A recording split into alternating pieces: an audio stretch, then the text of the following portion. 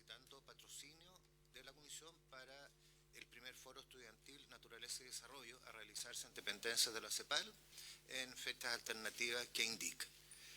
Y también hay una solicitud del señor Iván Suazo, director de la Cátedra UNESCO de Educación Científica para la Ciudadanía y vicerrector de Investigación y Doctorado de la Universidad Autónoma de Chile, quien solicita ser recibido por el proyecto de ley en tabla, transferencia tecnológica y conocimiento. A ver, respecto a lo primero, digamos, yo quiero también solicitar el patrocinio. Estuve mirando una presentación que efectivamente la CEPAL con la Universidad de San Sebastián y me parece importante que esté patrocinado. Es igual los regímenes internos finalmente lo aprueban. Pero si les parece, podríamos solicitar, digamos, la aprobación. Perfecto. Acordado. Lo segundo, veamos cómo evoluciona este proyecto, si tenemos espacio de tiempo o no tenemos espacio de tiempo. Aboquémonos entonces al tema en cuestión. Hay otro punto, presidente, disculpe. Usted dijo dos, ¿no? Una carta de la Secretaría del Comité para el Futuro de Finlandia, consultando sobre el interés de esta comisión de participar activamente en la próxima Cumbre Mundial de las Comisiones Parlamentarias del Futuro, así como las discusiones que hayan tenido lugar con ocasión de este evento. Fue una carta que recibimos durante la semana, fue remitida a todos los integrantes de la comisión y Carolina sabe más pormenores sobre el particular, presidente. Carolina, le ofrezco la palabra. Gracias, presidente. Efectivamente, el mail enviado habla que se espera una respuesta antes del 4 de septiembre con la intención de Chile de organizar o no la tercera cumbre de las comisiones futuro. Lo que yo entiendo es que efectivamente no se ha mandado ninguna misiva oficial por parte del Senado de Chile a los organizadores diciendo de que va a ser durante enero del 2025 este encuentro. De todas maneras, yo le remití este mismo mail a Juan Oces, que es el encargado internacional, para que estuviera en conocimiento de la misiva enviada. Acuérdense que esto lo vimos en la comisión, digamos, esto es hacer coincidir el Congreso del Futuro que tenemos en enero para ser también en esa instancia sede de la tercera conferencia mundial de comisiones de futuro. Recordemos el mes de Finlandia, después en Uruguay y después habíamos quedado que fuera en Chile. Nosotros habíamos tomado el acuerdo y habíamos transmitido esto a don Juan Oces, así que lo voy a preguntar bien, digamos, para que insistarle, digamos, que se... Entiendo que él habló con los responsables de la Unión Interparlamentaria, que precisamente lo que puede tener el patrocinio de ellos y que además ellos se comprometen con todo lo que es la traducción, que para hacer lo más complejo de este tipo de eventos, porque son 7 idiomas distintos que tienen que ser traducidos, y que créanme, es de las cosas más complejas que se pueden dar. Ese era el compromiso y pidamos un informe entonces para la próxima semana respecto de esta petición. O sea, de este planteamiento. Nosotros habíamos tomado la decisión. Entonces, ver cómo se implementa la... Ahora usted, secretario, formalmente, y eso lo planteamos con... A Finlandia y... No, a Juan, aparte primero Juan Oces, que es el que está a cargo de llevar el tema de las relaciones internacionales del Congreso, y eso tiene que tener autorización correspondiente. Gracias. Vamos entonces al... Perdón.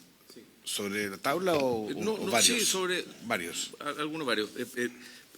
Se había solicitado respecto del un informe a la Secretaría respecto del proyecto anterior que estábamos viendo. ¿El de prospectiva? El de prospectiva respecto de cómo se relacionaban los distintos consejos que dependían de distintos ministerios con el presidente de la República. Eso se había solicitado a la Secretaría del Senado y no. Sí, me gustaría ver si lo tenemos. Lo recibimos porque fue un encargo que se formuló a la Biblioteca del Congreso Nacional. Sí. Y fue enviado a los senadores. Pero no tenemos... ¿Se les envió? por mail. Pero vamos a imprimirlo Ya. y lo vamos a repartir una copia Eso. ahora. Y ¿Qué entre- no recuerdo si pedimos algo similar respecto del proyecto de transferencia tecnológica en legislación comparada. Sí, eso lo pidió ¿Sí? el presidente en la semana y también se transmitió a la biblioteca, pero aún no hemos recibido No, ese ok. informe. Eso, gracias. En todo caso, secretario. acá la ministra en la sesión anterior se comprometió a enviar alguna información y es lo que estamos recibiendo en este momento. Primero, evaluación de resultados de las oficinas de transferencia y licenciamiento, y que es el informe final, y también una minuta sobre la materia, las oficinas de transferencia y licenciamiento. Ok, ¿está satisfecho? Gracias. Me gustaría tener una copia por escrito, me funciona más que el documento digital. Cuando se pueda, señor secretario, no antes, por su intermedio, señor presidente. Muchas gracias, senador. Ok, estamos entonces con el tema, si les parece, el tema que nos convoca, que es continuar con el debate sobre el estudio en general del proyecto de ley en segundo trámite constitucional que dicta normas sobre transferencia de tecnología y conocimiento con urgencia calificada de simple, boletín 16.686/19. Conforme a lo que se había solicitado, se ha invitado al Consejo, más bien pidió ser escuchado el Consejo para la Transparencia. Entiendo que está conectado por Zoom su presidente, don Bernardo Navarrete. Sí, perdón. Aquí veía ahí que estaba, pero estoy confundido. Don Bernardo, ¿cómo está usted? Muy bien. Bien, le ofrezco la palabra.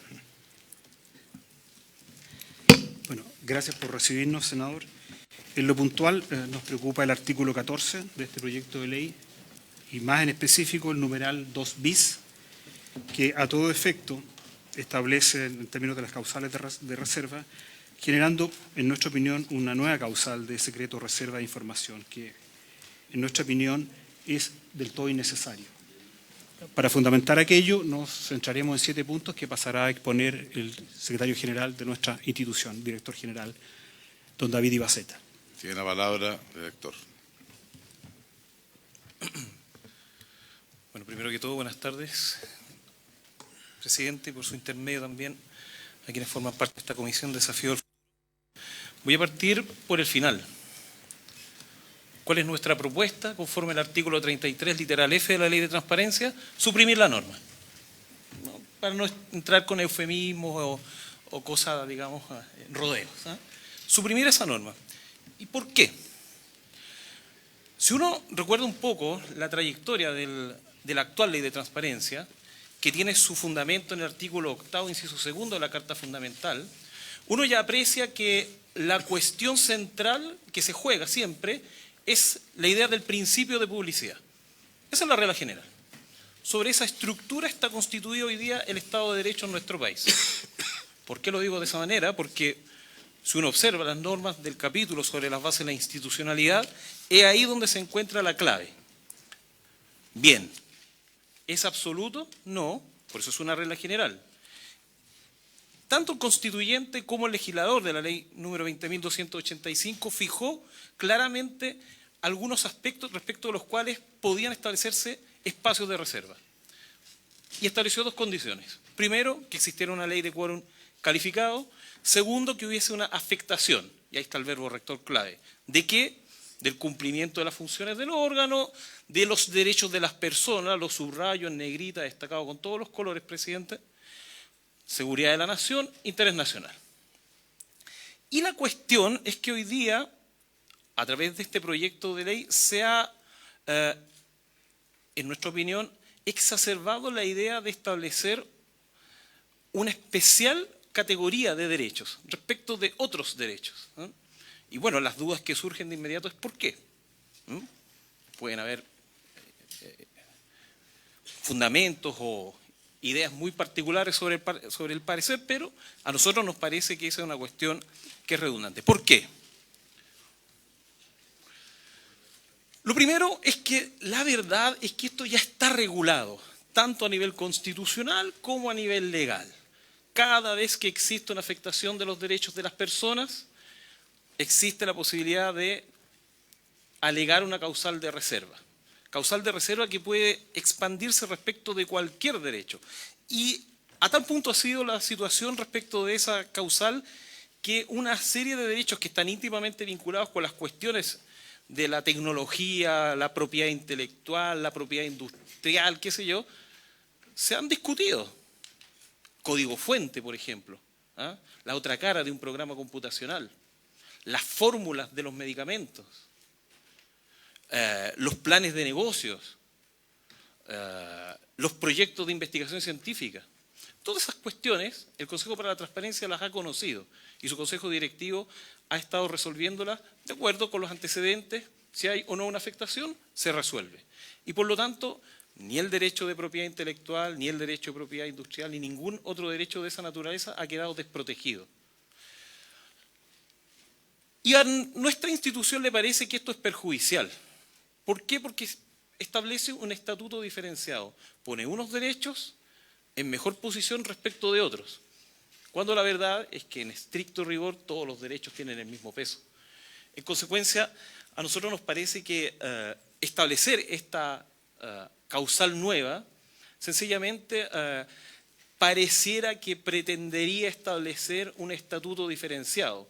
Entonces, solo por decir cualquier cosa, el derecho a los datos personales, o el derecho a la inviolabilidad del hogar, o el derecho a la libertad de trabajo, parecieran ser derechos con menos valor frente a estos otros derechos. También nos parece que es excesiva la expansión de las causales de reserva. Si esto ya está regulado, bueno, ¿para qué seguir ahondando en el tema?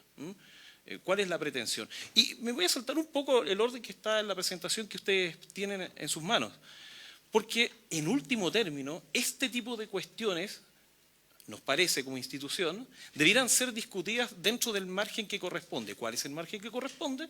La discusión del proyecto de transparencia 2.0. Pareciera que ese es el lugar lógico, común, en el cual este tipo de cuestiones debieran discutirse y no en una disposición que nos parece muy relevante, pero que está orientada hacia otros fines. Y por eso, a propósito de este desbalance de derechos, también nos parece que hay una suerte de afectación a la proporcionalidad. Quizás ahí pensar que la transferencia tecnológica pueda tener un especial espacio de consideración por el legislador, parece ser una cuestión relevante. No obstante, esto tiene que estar en armonía con todo el sistema jurídico en general y particularmente con las disposiciones de acceso a la información pública. También nos parece que establecer este tipo de causales de reserva también va a afectar de alguna forma la posibilidad de que la ciudadanía acceda a esa información, la posibilidad de que haya una adecuada rendición de cuentas, porque de una u otra manera esto también va a empujar a los distintos intérpretes normativos respecto de cómo podría entonces este tipo de derechos verse enfrentados respecto de otros derechos. O sea, todo lo que tiene que ver con derechos económicos y comerciales, por ejemplo. O sea, va a quedar en un menor lugar respecto de este tipo de derechos. Pareciera que la decisión, por lo menos desde el punto de vista legislativo, es en esa idea. Y a nosotros nos parece que eso sería un problema contraproducente contra el sistema. A nosotros también nos parece que esta cuestión es contradictoria con las ideas matrices del proyecto de ley que se está discutiendo en esta comisión. Y por lo tanto, vuelvo sobre lo mismo. La idea es que esto debiera discutirse en una instancia legislativa transversal. La instancia que corresponde es la instancia de las modificaciones, de los perfeccionamientos del sistema de acceso a la información pública y en general, diría yo, del sistema de integridad pública. Por lo tanto, presidente, a nosotros nos parece que nuestra buena recomendación y solicitud también es instar por suprimir esta norma, ya que en nuestra opinión esto sería innecesario y perjudicial para el sistema de transparencia en su totalidad. Muchísimas gracias, presidente. Muchas gracias por la presentación. Como le idea es tratar de sacar conclusiones, le ofrezco la palabra a la ministra, a ver si tiene alguna opinión respecto del planteamiento del Consejo. Ministro. Muchas gracias, señor presidente. Aprovecho de saludar a los parlamentarios presentes y a todos los invitados que están conectados y presenciales.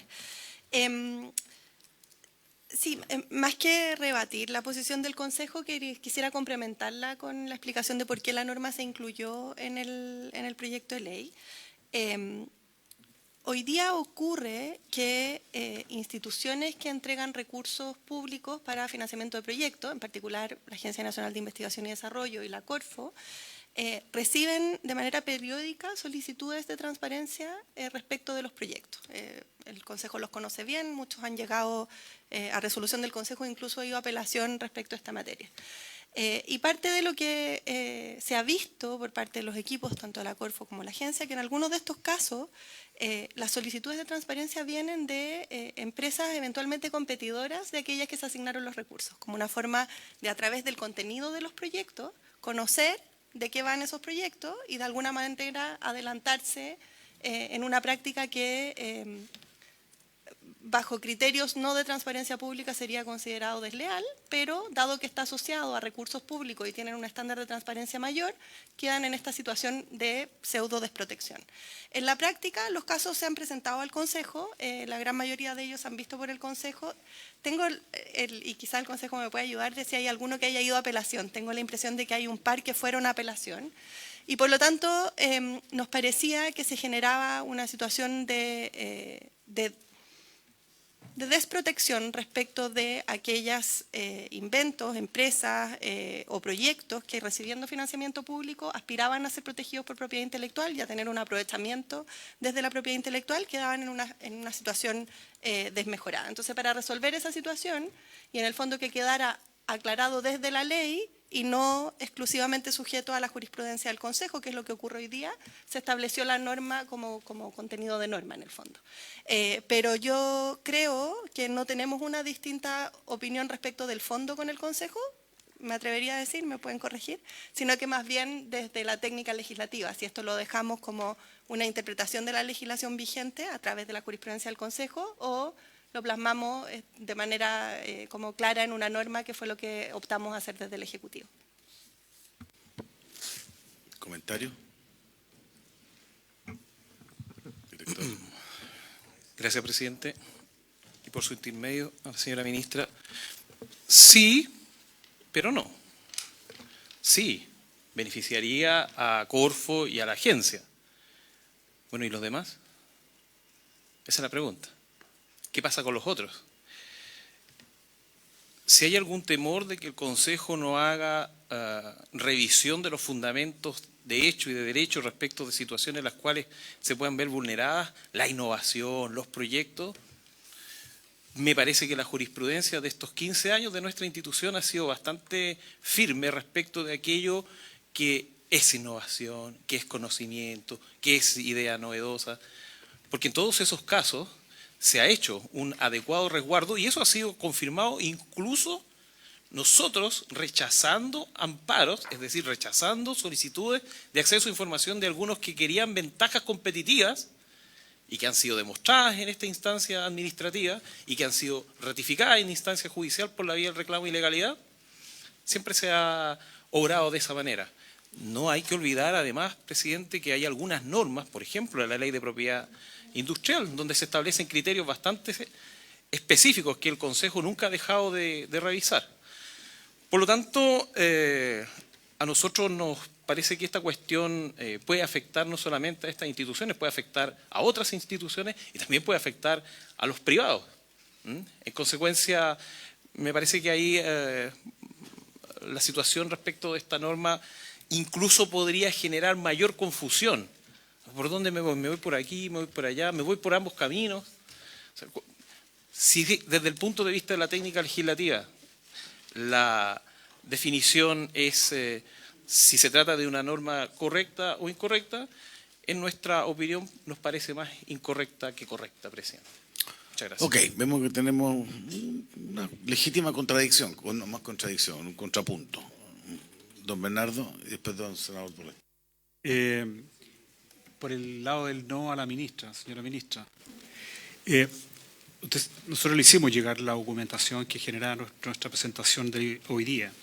De hecho, como usted sabe, el Consejo tiene 15 años de existencia. Si uno mira la jurisprudencia, usted lo acaba de decir, son muy pocos los fallos. Y usted además dirige un ministerio que es muy relevante desde el punto de vista que crea ciencia y tecnología. y estoy hablando de los proyectos de investigación. En eso además el Consejo tiene una jurisprudencia bastante asentada respecto a la importancia de cautelar la creación y la propiedad intelectual que ello genera, no solo a las universidades, sino a quienes la respaldan. En consecuencia, el punto principal para nosotros, y no veo en qué se complementan, digamos, es esta excepcionalidad, que creo que desde el punto de vista del control social de aquello que nos preocupa y nos ocupa hoy día a todos los chilenos, creo yo, no opera. Entonces, volver a insistir por la vía de que creo que en el artículo específico su mantención nos generaría un punto de discusión que, y con esto termino, y eso sí lo comparto con usted, tiene que darse, digamos, en una ley ad hoc, que es la ley de transparencia 2.0, que esperamos que en algún minuto también podamos ver llegado a buena luz. Gracias. Bueno, senador. muchas gracias, senador Durresti. Veo en todo caso que este proyecto no era tan fácil como originalmente se había planteado, que era una cosa como casi fácil de despacho, pero veo que está lleno de legítimas dudas. Senador Durresti, antes de pasar la palabra a los abogados. Sí, presidente, agradeciendo que está el Consejo para la Transparencia presente. Uno de los elementos que nos ayuda el Consejo para la Transparencia es, como su número indica, saber y conocer lo que no se muestra. Y hay un elemento que yo he discutido en distintas presentaciones, que es la declaración de interés y patrimonio. Si bien no es materia de ustedes directamente, pero es a la Contraloría al tener esa figura. Y en el artículo 9, inciso segundo, se establece y por eso quiero que esté el Consejo de Transparencia, para, si bien no son ustedes los directamente llamados a fiscalizar esta situación, pero que nos alumbren en la discusión. Dice, para estos efectos, las instituciones de educación superior estatales deberán contar con un reglamento de creación y participación de académicos, funcionarios y funcionarias de empresas de base científica y prevención de conflictos de interés. Un reglamento. Nosotros tenemos una declaración de intereses, o sea, tenemos una ley que establece la regulación de la declaración de intereses y patrimonio. ¿Por qué aquí vamos a establecer una situación distinta? Incluso en la ley de prospectiva, nosotros estamos estableciendo la sujeción a la declaración de intereses y patrimonio. Nosotros estamos hablando acá de un proyecto importante que dicta normas sobre transferencia de tecnología y conocimiento, que va a alumbrar tanto al sector público como al sector privado, una vinculación positiva. ¿Qué más relevante que esté en esto una norma que ya aplicamos en decenas de instituciones?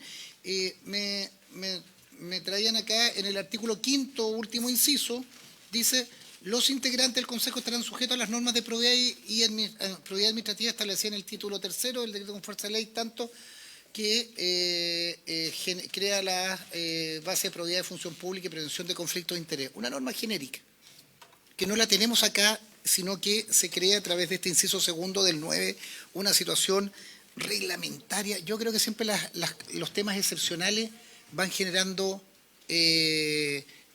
conflicto y van generando dudas y van generando una sobrecarga administrativa al propio ministerio o a las distintas entidades que tienen que hacerlo. Entonces, yo lo que quería aprovechar de que está el Consejo de la Transparencia, sé que no es materia de ustedes la fiscalización de eso, pero me imagino ustedes necesitan una claridad institucional, al menos así entiendo en la presentación que hace especialmente el abogado, de decirme, esta es la regla general. Nosotros lo que queremos es este funcionamiento. ¿Cómo ven ustedes, sin perjuicio que invitaremos a la Contraloría o ministra, no sé si usted tiene una opinión particularmente sobre esta situación de entender que la regla general de declaraciones de interés y patrimonio es la regla general? Y no podemos en este tipo de leyes actual, una ley moderna, una ley innovadora, retroceder en estándares que al menos yo he aprendido en el Consejo de la Transparencia, que son estándares que uno no tiene que retroceder, uno tiene que avanzar, consolidar, simplificar y tener el acceso a la información y la transparencia como un elemento a resguardar en todo orden de cosas. Entonces, ministra, esta es pregunta para usted: ¿por qué creamos esa figura en el 9, número 2, de esta forma no obstante que en la ley de prospectiva y otras leyes que estamos trabajando, no es la declaración de interés y patrimonio ordinaria como norma. No sé si el Consejo tiene algún comentario, señor director, y después la ministra. Gracias, presidente. Sí, un par de comentarios desde arriba, se diría por ahí. No solo legal, senador de Uresti, constitucional. Entonces, volvemos a la clásica y antigua discusión en la relación ley-reglamento. ¿Cuáles son los espacios? ¿Cuáles son los límites? ¿Aquello que está establecido por la Constitución y la ley debe ser resuelto por el reglamento? Hay bibliotecas completas sobre ese particular. Y con esto ya estoy dando también parecer. Aquello que es propio del legislador es justamente espacio del legislador. Y la administración ahí tiene que seguir la lógica de la ley. Por lo tanto, parece interesante su apreciación y yo creo que hay una buena doctrina en cuanto a que este tipo de cuestiones deben ser resueltas efectivamente por el legislador y no por la administración. Gracias, presidente. Gracias, señora ministra. Gracias, señor presidente. A ver, el inciso segundo está enmarcado dentro de las normas que levantan limitaciones para que los académicos y académicas puedan participar o desempeñarse al mismo tiempo en el sector público y privado. Esto dio origen a una larga discusión tanto en el trabajo prelegislativo como en la Cámara. De hecho, este fue de los artículos más discutidos en el primer trámite y se agregaron cosas que no estaban en el proyecto original. Lo que se busca con este artículo no es eximir de las declaraciones de patrimonio e intereses que tienen los funcionarios a contrata y planta que se desempeñan dentro de las instituciones de educación superior. Eso se mantiene porque la ley así lo dispone y por lo tanto no se altera esa norma bajo ninguna circunstancia. Lo que hace el artículo es, además de esas exigencias, establecer que las universidades estatales tienen que crear un reglamento para regular no solo conflictos de interés, sino que el mecanismo completo de cómo sus investigadores participan en estas empresas de base científica tecnológica. Es adicional a aquello. ¿Por qué lo incorporamos? Primero, porque en las universidades se desempeñan no solo personal a contrata y en calidad de planta, sino que también existen honorarios. Pero segundo y más importante, es porque el proyecto se basa en la lógica de que la universidad es responsable del actuar de sus investigadores cuando trabajan dentro de este espacio. Se hace responsable desde el emprendimiento de base científica tecnológica y por lo tanto, dentro del marco de la libertad universitaria, el establecer las reglas bajo las cuales se va a permitir, qué significa eso en términos de horas de dedicación, qué significa eso en términos de visibilidad de la institución que participa de estos emprendimientos, tiene que estar regulado de alguna forma. Entonces, solo para aclarar el punto, el reglamento lo que hace es regular, o más bien es establecer la obligación de que las universidades regulen la relación con sus investigadores a través de un reglamento que tiene un montón de contenido que está establecido ahí, que fue el resultado de la discusión en el primer trámite, pero no reemplaza las obligaciones que están por ley de transparencia bajo ninguna circunstancia. Es una adicional. Ahora, dicho eso, y esto fue parte de lo que conversamos durante las primeras sesiones con el senador Durresti, este artículo, que fue parte de la discusión, tiene espacio, creo yo, de mejora respecto de incorporar estas exigencias, porque efectivamente el corazón del proyecto no está tanto en lo que hemos discutido hasta ahora, que son algunos artículos especiales que ajustan algunas normas, sino que precisamente en los artículos 8, 9, 10 y 11, si mal no recuerdo, que son aquellos que levantan las prohibiciones que tienen hoy día las universidades para participar de estos emprendimientos. Gracias. Brevemente, senador Durresti me pidió la palabra porque también tenemos que oír a los invitados. Sí, presidente, sí. Yo simplemente abro esta discusión aprovechando que está el Consejo de la Transparencia. Ministra, hago fe de lo que usted dice, no podría dudarlo, pero permítame señalar que la redacción es bastante laxa. Final del inciso segundo dice, y transferencia tecnológica y el uso responsable de los recursos públicos en relación con las remuneraciones percibidas por estas actividades y declaración de posibles conflictos de interés. Por tanto, se requerirá una autorización explícita. A mayor abundamiento, el artículo 6 también hace una situación relativa a eso. Yo creo que no hay nada peor que, usted conocerá que las universidades públicas y privadas, y mixtas, el desconocimiento que hay de estas funciones es brutal. Y le puedo dar con ejemplo una universidad que está en este momento siendo investigada por la Superintendencia de Educación Superior, y varias, en que no se sabe cómo funcionan, no se sabe cuántas horas dedican. O sea, yo creo que aquí hay una zona gris, ministra. Yo creo que la claridad no es una mala consejera, al contrario. Cuando nosotros tenemos un conjunto de académicos que no sabemos si formalmente están en la docencia o están en la investigación, o están participando en estas actividades, y eso está simplemente sujeto a un reglamento de funcionamiento, es un preludio de grandes conflictos. Yo creo que en esto es la Contraloría, una entidad, y la transparencia pública, que cualquier persona sepa cuánto gana el académico, cuántas horas hace de docencia, cuánto percibe por las funciones, por el total. No total, porque generalmente uno aquí aparece un ingreso, que es el ingreso público, el ingreso de la planta, pero no sé, o incluso a mayor abundamiento, vemos que se opera a través de sociedades, personas jurídicas, para efectos de diluir la participación. Entonces, yo creo que aquí hay que ser muy responsable, porque nosotros queremos avanzar en empresas de base científico-tecnológica, queremos escalar en el patentamiento y todo, pero yo no quiero que eso en definitiva termine siendo en desmedro de la capacidad de docencia, o con la claridad, si uno dice esto lo hago acá o esto lo hago acá, pero yo creo que yo le hincaría un poquito más el diente en esto, porque, y termino con esto, a los científicos esto no les gusta, ni a los académicos también les gusta, pero no seamos rehenes de una disposición que no transparenta con una nueva legislación lo que queremos. Yo creo que hay que impulsar esto, ministro, usted va a tener el apoyo para este proyecto y todo el tema, pero no dejemos zonas grises en que se nos van a superponer ingresos, van a haber personas jurídicas hechas ad hoc para tal o cual situación. Solo veamos lo que ocurre con las sociedades médicas.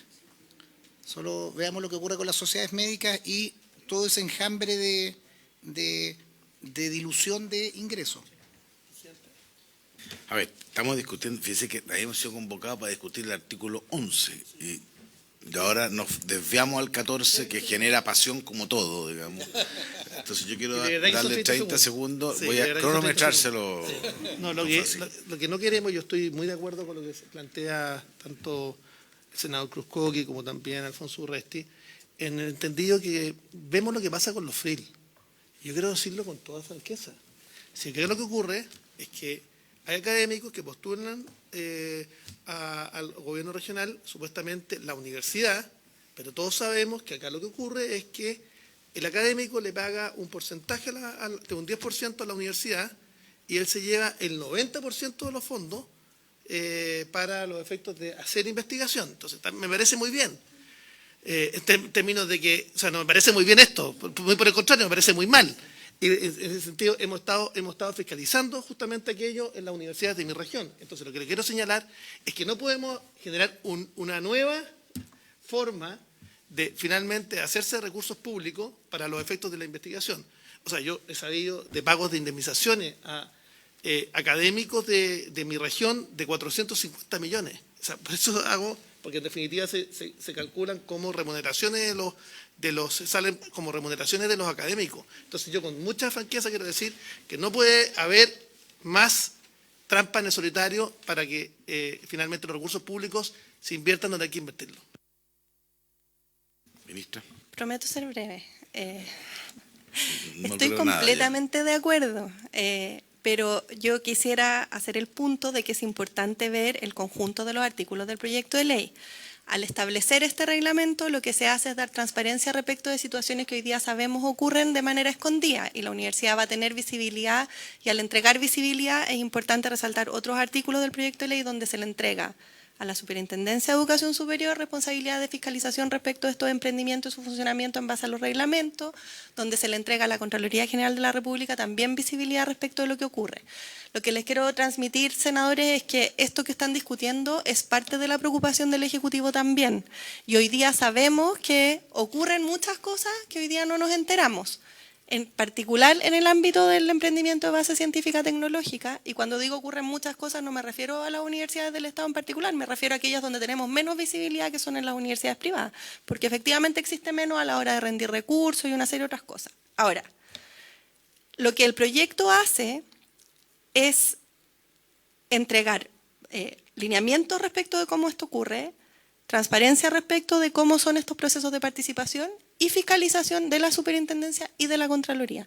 Con esto no quiero decir que se agota, yo creo que hay espacio para mejora en términos de control, pero no nos tenemos que olvidar de cuál es el objetivo, que es que queremos que haya un flujo o un tránsito fluido entre el sector privado y la academia para poder poner en valor el conocimiento que ahí se genera. Entonces, solo resaltar eso, presidente, que existen normas de control dentro del proyecto de ley, no nos quedemos solo con el inciso segundo del artículo 9, que habla específicamente del reglamento, es importante verlo a la luz de los otros elementos de control también. Gracias. Bueno, queda planteado. En todo caso, recuerdo que estamos en la discusión en general. Yo supongo que aquí hay un espacio grande para que en este artículo podamos incorporar además esta visión. Quiero ofrecer la palabra porque la discusión pendiente era respecto al artículo 11. Habían los dos abogados que estaban invitados, que ambos habían pedido hacer uso de la palabra respecto a las conclusiones. Veo por lo menos que antes estaban uno al frente del otro y ahora están al lado. Así que creo que vamos avanzando por lo menos en el lenguaje no verbal, que es muy importante. Don Maximiliano, don Guillermo, ¿quién le gustaría partir? Hagámoslo al revés. La otra vez partió don Guillermo, don Maximiliano. Le ofrezco la palabra. Recordemos que aquí está la discusión concentrada en este articulado. Muchas gracias, señor presidente. Muy buenas tardes. Hay una diapositiva, una sola diapositiva que traje, y es con una propuesta de artículo, de un nuevo artículo haciéndome eco de la... ¿Es una propuesta suya o conjunta? Es una propuesta mía, ya. Es una propuesta mía, la he compartido con mi colega, con Guillermo. Él se va a pronunciar sobre ella, pero entiendo que en general le pareció bien. Hay ciertas diferencias. Así que traje una única diapositiva haciéndome eco de la solicitud del senador Cruz Coque, y que a la izquierda está... No, a la izquierda está la propuesta de artículo y a la derecha son comentarios generales que lo explican. Y el nuevo artículo lo que hace es básicamente tres cosas.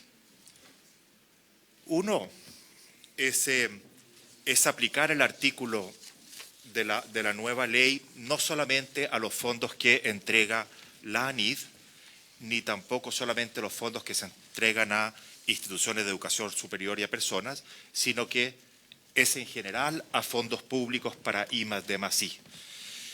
Y esto en el entendido de que lo que dije en la sesión pasada, de que los únicos fondos de I+D+I no son los de ANID, no son los de Corfo y no son los del FIA, sino que son decenas de fondos más, si bien tiene una participación menor dentro de la torta de I+D+I. Pero ojalá el artículo los contemplará a todos. El segundo cambio que hace este artículo es limitarlo únicamente a invenciones que es un concepto establecido en la Ley de Propiedad Industrial y que se pone ahí, y por lo tanto a patentes. Excluye secretos comerciales, en mi opinión. Los fondos públicos pagados por todos nosotros, por los contribuyentes, no tienen que estar fomentando el secreto comercial, sino el patentamiento, en vista que el patentamiento nos ofrece a los contribuyentes nuevos productos, métodos, procesos, etcétera, pero también la divulgación del conocimiento, porque cuando yo voy a pedir una patente a una oficina de patentes, tengo que divulgar ese conocimiento de forma muy, muy, muy estandarizada. Título, resumen, reivindicaciones, conocimiento técnico, dibujos, etcétera, y por lo tanto, incluso esta idea de divulgar el conocimiento en patentes fomenta y favorece la alimentación de modelos de lenguaje por inteligencia artificial de una forma mucho más clara que esto fuera a caer en un repositorio. Y el tercer cambio, y quizás es el más importante, es que establece una cadena de apropiación. Es decir, lo que explicaba era que si el asignatario de fondos públicos, sea una universidad privada o pública, una institución de investigación, una empresa, etcétera, no quiere o no puede apropiarse de su desarrollo mediante el sistema de patentes, este derecho pasa al inventor o inventores, y si ellos no quieren hacerlo, pasa a la agencia que financió, a la agencia que puede ser o no la NIF, puede ser o no la Corfo, pero hay instituciones públicas que están mucho más cerca de la ciencia, como el INEA, por ejemplo, el IFOP, etcétera, y no están obligados a patentar. Esos son los tres grandes cambios que establece el proyecto, y reitero que la cadena de apropiación es lo más importante. Yo les decía en la sesión pasada que según las cifras, entiendo, que tiene el Ministerio publicadas en Internet, los investigadores de universidades divulgan o dan a conocer 400 desarrollos, y de ellos solo unos 108 o a lo más 110 llegan a solicitud de patente. Por lo tanto, hay unas 290 que podrían ser aprovechados por esos investigadores. Lo otro es que, según informes de INAPI del 2021, del total de solicitudes en 6 años que presentaron universidades, que son 450 solicitudes, 22% de ellas fueron abandonadas, es decir, unas 110 solicitudes nuevamente podrían ser aprovechadas por esos inventores. Y de las 1.750 solicitudes que presentaron las empresas en 6 años, abandonaron el 31%, es decir, unas 600 solicitudes de patentes que podrían ser aprovechadas por emprendedores, inventores, que justamente es quienes queremos que creen estas empresas de base científica tecnológica con base en propiedad intelectual. Pero si no hay propiedad intelectual, no hay empresa de base científica tecnológica. Muchas gracias, señor presidente. Muchas gracias, Max. Don Guillermo, le ofrezco la palabra. Sí, muchas gracias, señor presidente. Por su intermedio saludo a todos los presentes. Y hemos avanzado con Max, pero no estamos tan cerca. Y voy a explicar por qué, si me pueden presentar la...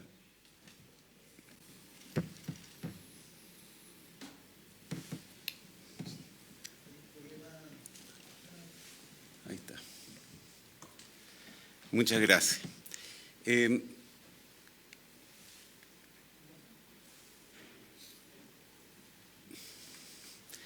Un par de reflexiones de la vez pasada. Primero, reforzar que esta es una ley minimalista. Tuvimos con Max, hicimos un preproyecto que incluía varios otros temas. Yo creo que es importante internalizar este concepto de que esta ley no va a resolver todos los temas, todos los problemas, pero los que viene a resolver son tremendamente importantes. Segundo, esta ley no está afectando los derechos de propiedad industrial o intelectual existentes, no una ley sustantiva en esa materia, entonces es importante también tener eso presente. Ahora vamos al artículo 11, que es lo que estamos discutiendo acá con Max, y básicamente quizás mencionar que el artículo 11 o la propuesta que estamos hablando con Max, y fue citada la sesión anterior, es que se sustenta o se inspira más que nada en Bayh-Dole. Y yo creo que es importante entender qué pasaba en Estados Unidos antes de Bayh-Dole. Y básicamente en Estados Unidos solamente el Estado era capaz de apropiarse de la titularidad de los resultados que eran financiados con fondos públicos.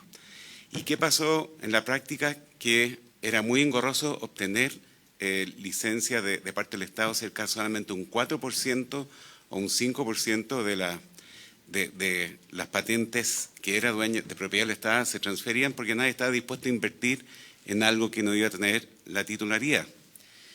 ¿Qué hizo Bayh-Dole? Viene a resolver gran parte de este problema permitiendo que la institución o el sector privado registrase las patentes a su nombre.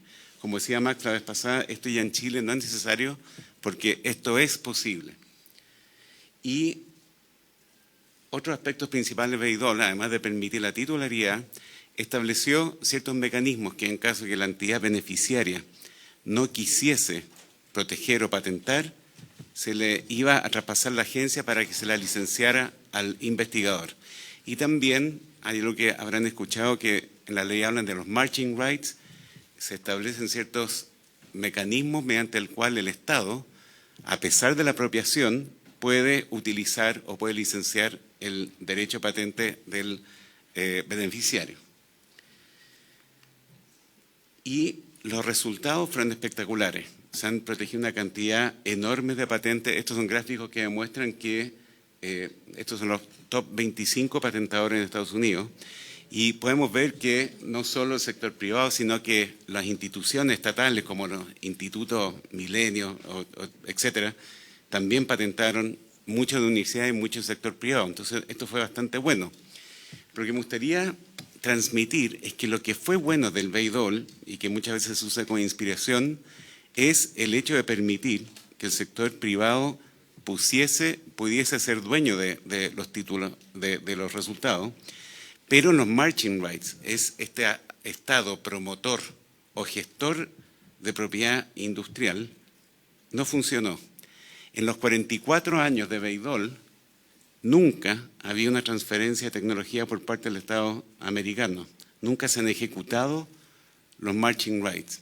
Y esto que es importante considerarlo porque hay que ver en la práctica qué significan esto para nuestro país y la transferencia de conocimiento y tecnología que se quieran hacer. Acá lo que tratamos de hacer es un pequeño cuadro y poniendo todos los cuerpos legales que se cruzan con lo que queremos resolver en este artículo 11. Entonces, establecimos 4 categorías. El asignatario de fondos puede apropiarse de la API en todos los casos, ya sea la ley actual de propiedad industrial de Chile, en el famoso artículo 9 del FONDECIT que se eliminó, en Bayh-Dole y el proyecto de ley de transferencia tecnológica en su versión actual, sí, el asignatario de fondos públicos se puede apropiar y eso es un gran avance y ahí no es que sea un gran avance, pero es muy importante reforzar ese aspecto. Licencia para el Estado. En la ley de propiedad industrial establecen la licencia no voluntaria. Entonces el Estado, hay una especie de marching right ya existente en nuestra legislación actual. En el artículo 9 se establecía como algo, un régimen general con un par de condiciones.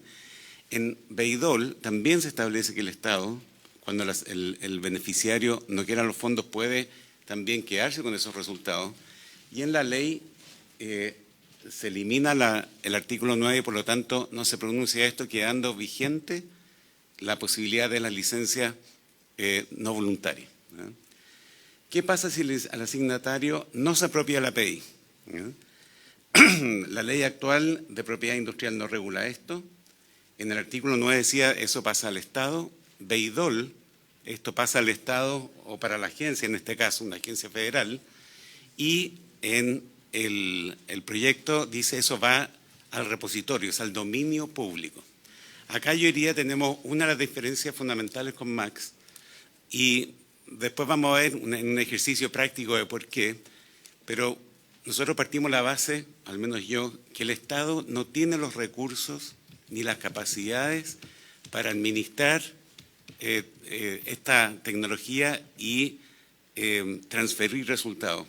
Imagínense en el caso en que un beneficiario o un investigador no les interesan los resultados de investigación. En el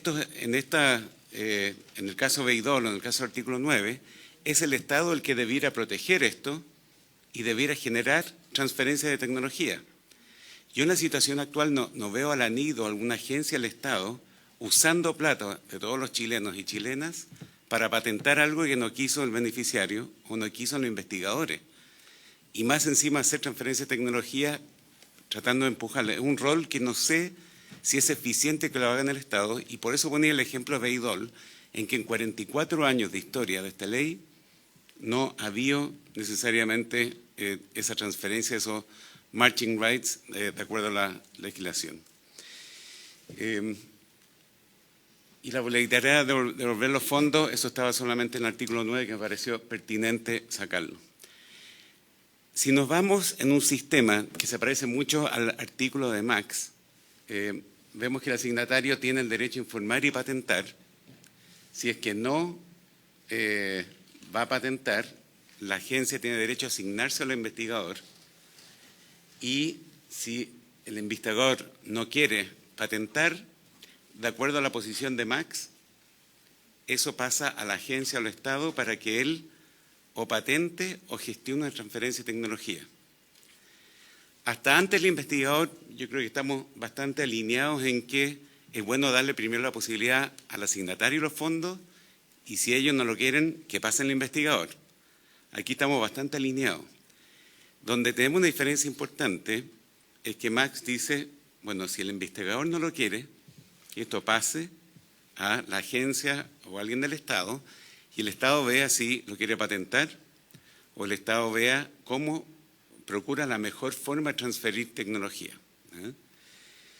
Nosotros sostenemos, o al menos yo, es que yo no sé si el Estado tiene la capacidad, tanto económica como de gestión, para tomar estos derechos, ver si se patentan o no. Un proceso de patentamiento va a tomar varios decenas de miles de dólares, y si eso lo multiplicamos por todos los proyectos, resultados que hay, podrían ser bastante engorrosos. Versus que la información, cuando el investigador o cuando el beneficiario no quiso, que pasan al repositorio para que otros usen esa información y generen nuevos resultados. Entonces, esta es la primera diferencia bastante importante que tenemos con Max, y básicamente que es si esto debiera ir al Estado o al repositorio público. Y finalmente lo que dice la ley, el proyecto de ley, es que el destinatario de los fondos tiene la opción de proteger más que patentar. Y acá la segunda importante diferencia que tenemos con Max, Max se centra en si esto es patentable, existe la obligación de patentar. Nosotros creemos que con el advenimiento de inteligencia artificial y los nuevos desafíos que nos presentan el avance de los ciclos tecnológicos o la aceleración de los ciclos tecnológicos, y además que el patentamiento no es necesariamente la solución inicial de todos los inventos, proponemos que se permita no solo patentar, sino que optar por secreto. Al final, si no hay interés o no quiere proteger, que vaya al repositorio de datos. Ahora, yo creo que sí que queda el desafío, y hay un punto más que cómo vamos a procurar que no todo el mundo opte por secreto y que toda la información generada quede en el cajón de alguna persona. Y es ahí cuando uno dice, bueno, quizás vía el mejoramiento de esta norma o vía reglamento se establezca que si en cierto periodo los resultados no se han transformado en una empresa base tecnológica o no han generado algún valor que se puede definir, que eso pase de pleno derecho al repositorio, o que si lo quiere mantener, por último pague. Pero yo creo que, y tratando de buscar puntos de acuerdo, yo creo que no es una mala idea avanzar en que haya que informar, que ya en cierta forma está establecido en la ley, que se obligue a proteger, y que si el destinatario no quiere, que pase al investigador. Eso me parece razonable. Ahí en la bifurcación es decir, bueno, mándenlo al repositorio, a una agencia por un lado, y creo que es importante tratar de retener la posibilidad de usar el secreto o la intención de patentar a futuro por la naturaleza de los ciclos económicos de hoy en día. Acá está un pequeño ejemplo del valor de generar repositorios de datos. En la pandemia se subió toda la información de COVID en el GitHub del Data Observatory, que se usó en emergencia para esto. Hubo más de 360.000 usuarios únicos y resultados que fuimos premiados en Europa. O sea, de información oportuna, veraz y de buena calidad, se generan muchos contenidos en vez de estar con una agencia viendo qué transfiere o qué no transfiere. Y estas son las preguntas claves. Queremos aumentar el patentamiento, queremos aumentar las posibilidades de crear empresas de base científica y tecnológica, y queremos realmente promover la ciencia abierta y repositorio de datos abiertos en el mundo de inteligencia artificial. Muchas gracias. Muchas gracias, don Guillermo. Me han pedido la palabra, pero tenemos también, hay un tercer invitado que es la vicerrectora de Investigación y Doctorado, doña Carolina Torrealba, que está por Zoom. ¿Cómo está, Carolina? Bien, bien. Le ofrezco la palabra también respecto de este tema, que usted se da cuenta que es fácil.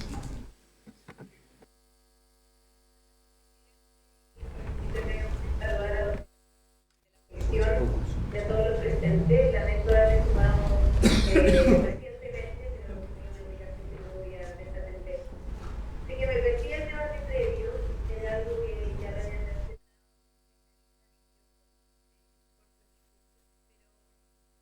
Pero yo he seguido de cerca los asuntos de proyecto desde su gestación. De hecho, como la mencionaba la ministra, este partió de nuestra misión. Empieza un poquito aquí. Vamos a tratar, espéreme un minuto.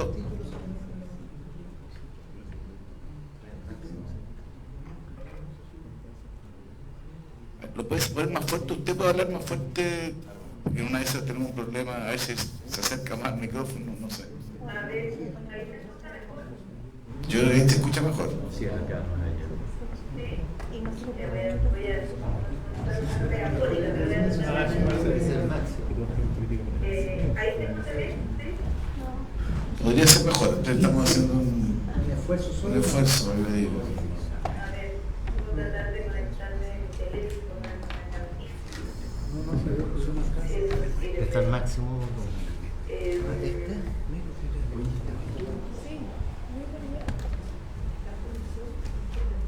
Ahora, Carolina.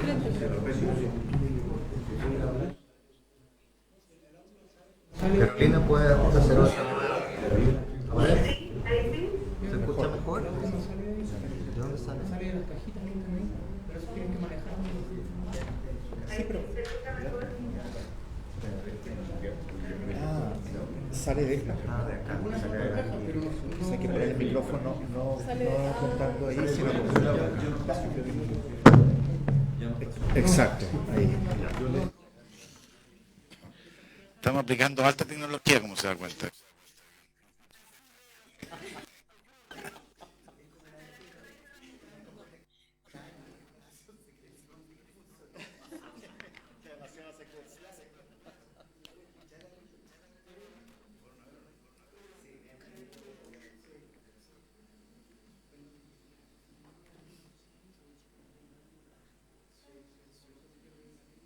Un minuto.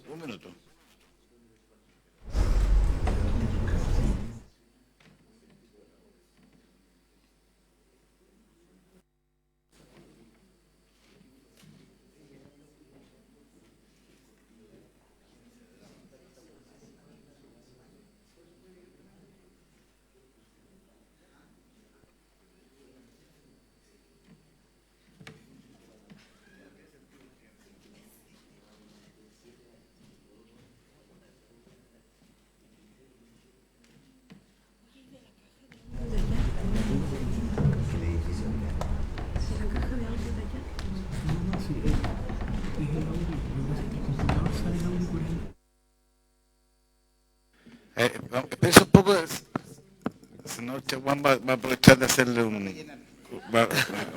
No, quisiera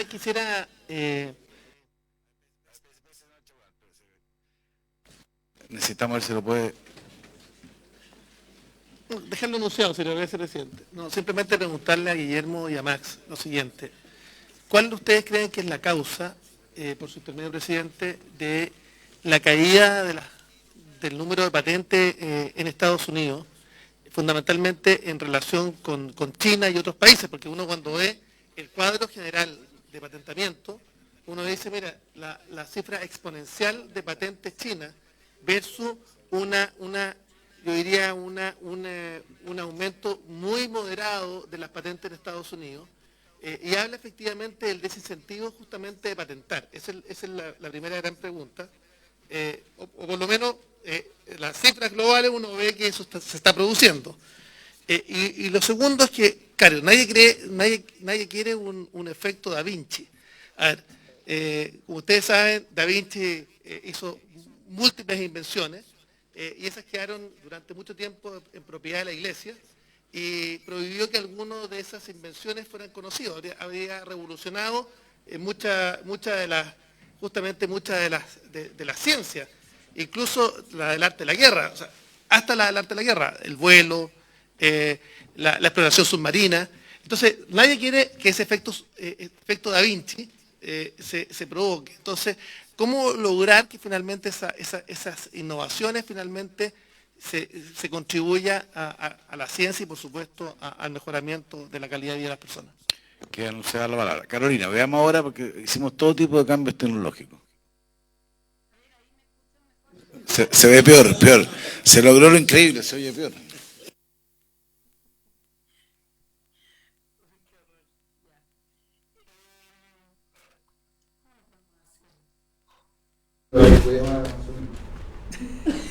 Ahora el problema es de... Oiga, aquí nos van a hacer un audio, nos van a hacer un programa de esto.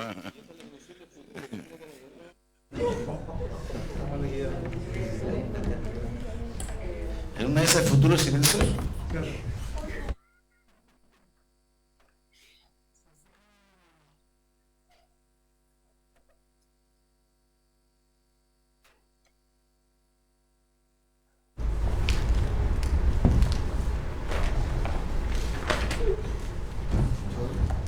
A ver, inténtalo, Carolina, por favor.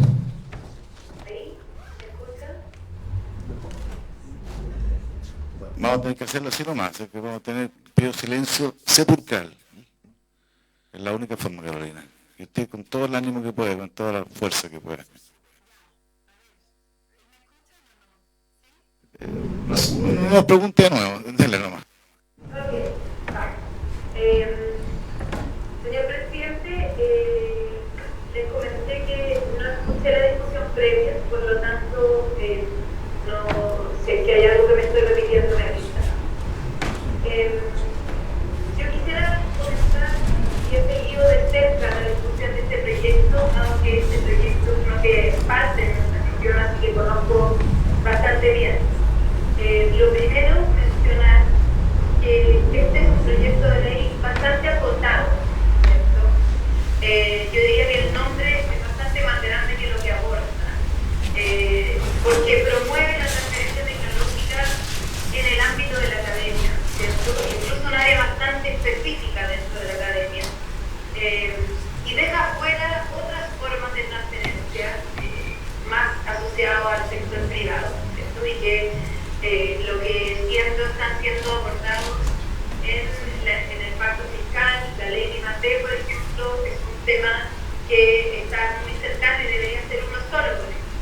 Me parece importante resaltar, no me parece mal que esto se vea como puntualmente parte de este proyecto de transferencia tecnológica de separes, pero es importante constatar. Esto toma un aspecto de la transferencia que es en la academia. Lo segundo es que, dado este contexto que es más simple, ¿cierto?, y acotado, los antecedentes de cómo y hacia dónde se mueve el mundo y los sistemas de innovación dicen que este proyecto va en la línea indicada. El segundo punto, y aquí voy a... Espérese un poquito. ¿Qué dice? Que hable, porque si es que no hablo, no. A ver. Intento sumar. Ahí sí. ¿Sí? ¿Cómo está, Carolina? Bien, ahora sí. Ah, y ahora sí, ya. Estaba quedando completamente sin voz, senador, pero qué bueno, ahora me escuchan bien.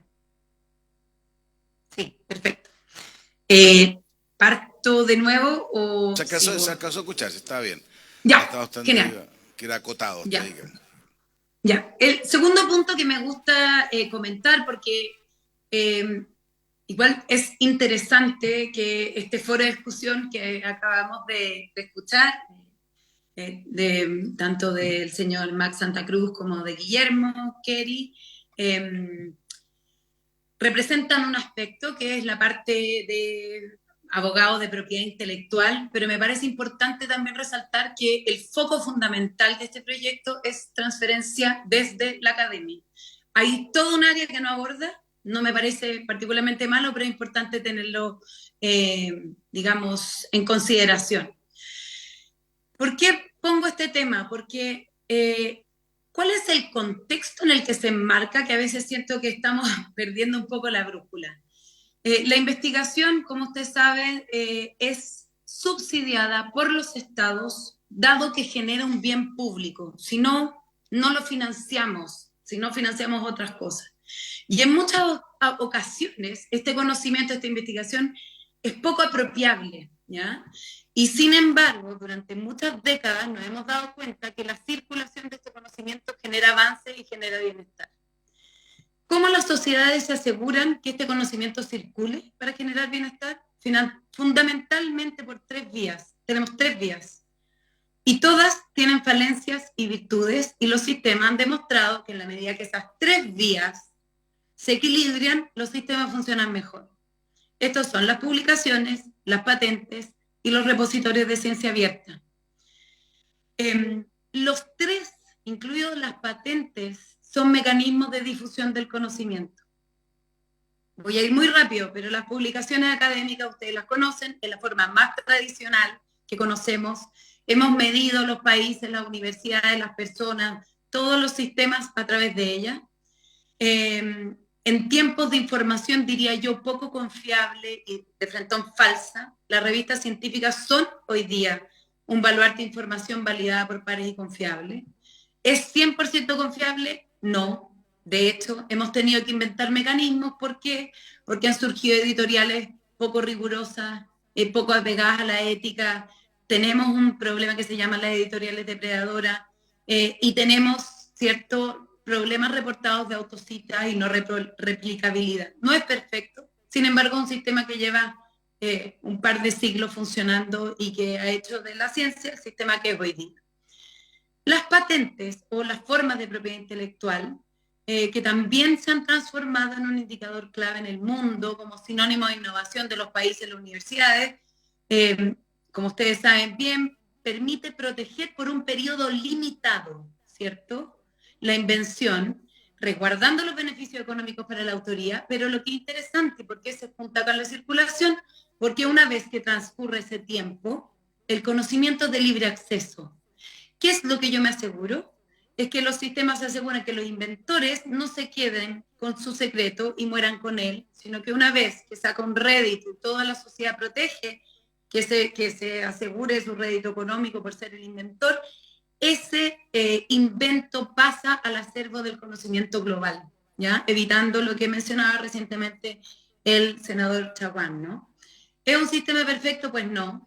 De hecho, un estudio de la Oficina de Transferencia y Licenciamiento de Stanford menciona que entre el 75 y el 95% de las patentes que se producen en la academia, desde un sector donde lo ven, no se licencian. Es decir, no llegan a aplicarse, no generan ese rédito económico, pero sí se aseguran que se intentó y que el conocimiento queda entonces en este acervo de conocimiento global. Queda información abierta y disponible después del periodo de tiempo que se resguardó. Se han transformado, igual que los papers, en indicadores demasiado fuertes que, si no se manejan bien, hacen que las instituciones, los países, las universidades pierdan el sentido. Y finalmente, los repositorios abiertos de datos validados, y esto es clave, datos validados y confiables, y que están a libre disposición de la ciudadanía, son el mecanismo más reciente de circulación de conocimiento, que viene a complementar estos otros dos que ya llevan más tiempo. Como se mencionaba recientemente por el abogado Guillermo Kerry, son claves en tiempos de inteligencia artificial. Se probó absolutamente esencial en tiempos de pandemia, donde de hecho los otros dos mecanismos tendieron a bajar su importancia por la urgencia de esta pandemia. Por lo tanto, se mostró un mecanismo complementario en que naturalmente el sistema fue mucho más a sistemas de ciencia abierta. también se han transformado, digamos, y han probado su validez en muchos otros sistemas de información colectivo, software, etcétera. Y se cree absolutamente esencial en el monitoreo de grandes problemas que aquejan a la sociedad actual. Cambio climático, por ejemplo. Nosotros, el ministro Cube en su periodo creó un observatorio de cambio climático. ¿Por qué? Creemos que para enfrentar la crisis climática va a ser esencial tener repositorios de estos datos que nos permitan monitorear la información de las cuencas hidrográficas, la oceanográfica, etcétera. Esa información requiere un espacio institucional que vele por datos robustos y que ojalá mientras más personas la manejen mejor, ¿ya? Y eso es fundamental. Este sistema lleva relativamente poco tiempo en el juego en el sistema, pero lleva bastante. Y todos los países del mundo que nosotros estamos mirando y siguiendo están avanzando en esa línea. Nosotros nos estamos quedando atrás. Japón anunció recién un tremendo programa con una inversión gigantesca de plata para su plan de ciencia abierta y creación de repositorios. Lo mismo han hecho la Unión Europea y otros.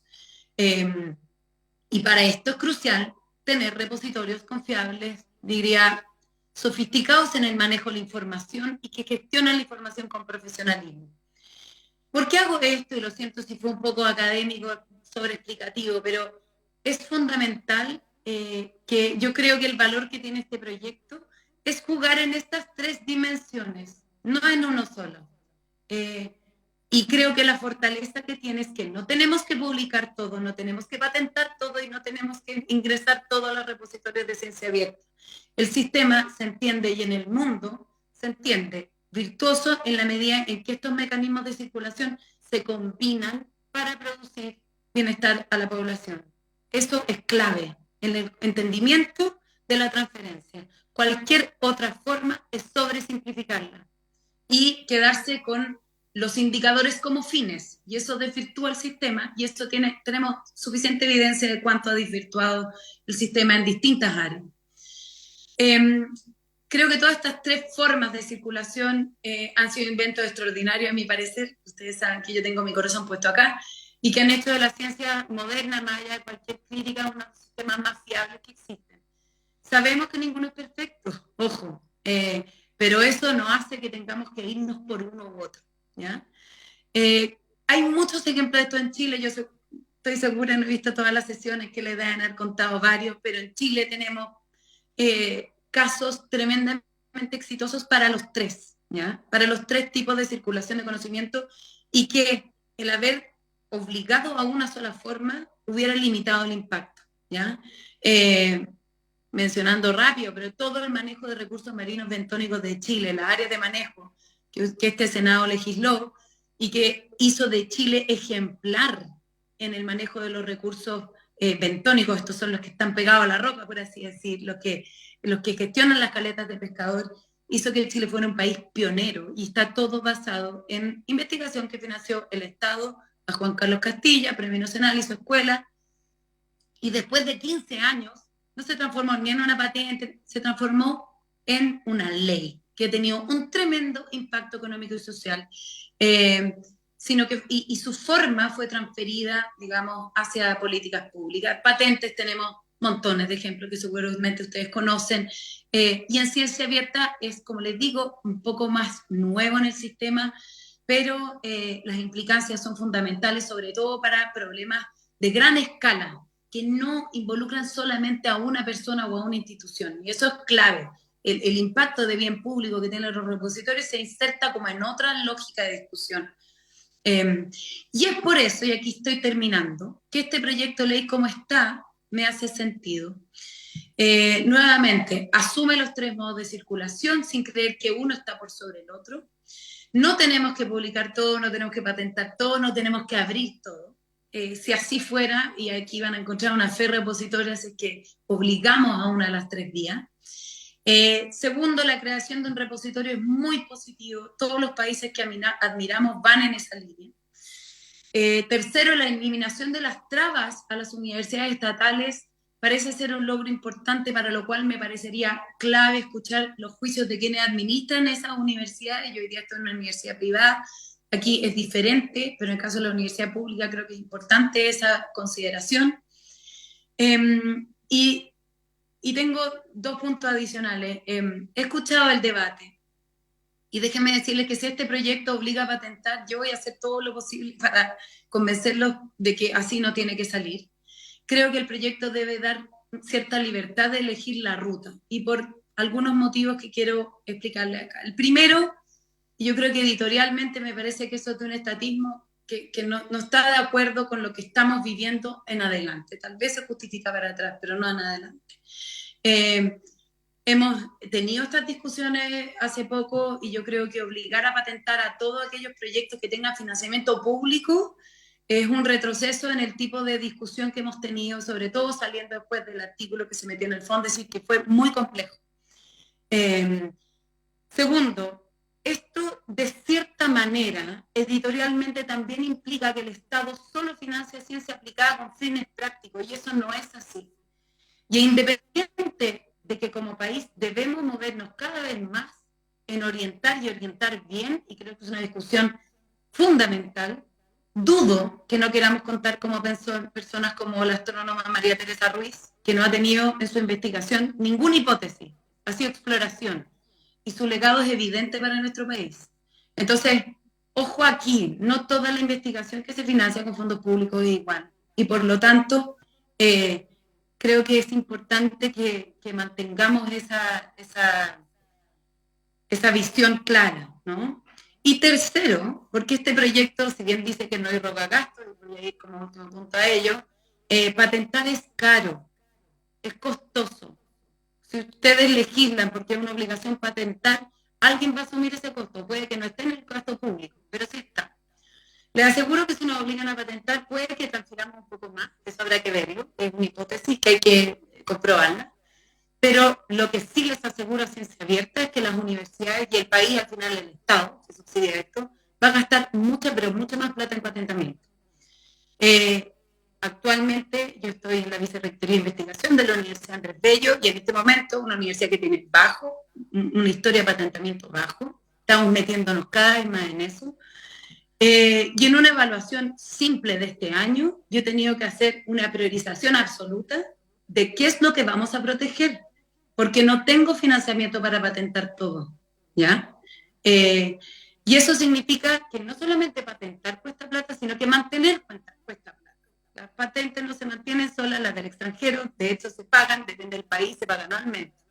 Si a mí me obligan a patentar mañana todo lo que viene de fondos públicos, voy a tener que destinar mi presupuesto a patentar todo, porque va a ser una obligación, y voy a poder priorizar aquellas que efectivamente tienen la posibilidad de salir adelante y ver la luz.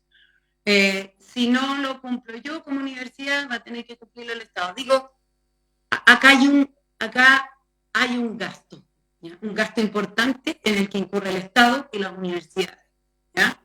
Y nosotros nos gastamos bastante plata en oficinas privadas de propiedad intelectual que nos ayudan con esta misión, pero creo que es fundamental que nosotros la busquemos en la medida en que veamos un espacio de transferencia y no solamente para engrosar las métricas de innovación del país, porque eso no nos va a hacer necesariamente hacer más transferencia. Y mi último punto es que creo que es cuestionable que el proyecto público no irrogue gastos, porque un repositorio no es gratis, ¿ya? Esta es una crítica que yo le he tenido, le he transparentado con el ministerio. Entonces, yo entiendo que esto tiene rutas que son complejas de pasar, pero creo que como Senado tienen que estar también de acuerdo que los países que han lanzado estas iniciativas sí han destinado recursos importantes. Los datos, una Excel subida no tiene sentido, ¿cierto? Esto requiere costos, gastos, y por lo tanto también va a requerir un apoyo en generar gastos operacionales suficientes para poder realmente tener un repositorio a la altura de lo que esperamos. Esos son mis puntos, presidente. Nuevamente, muchas gracias por su espacio de atención y quedo disponible para cualquier comentario que tengan. Muchas gracias, Carolina. Muy interesante su punto de vista. Quedó lanzada una pregunta del senador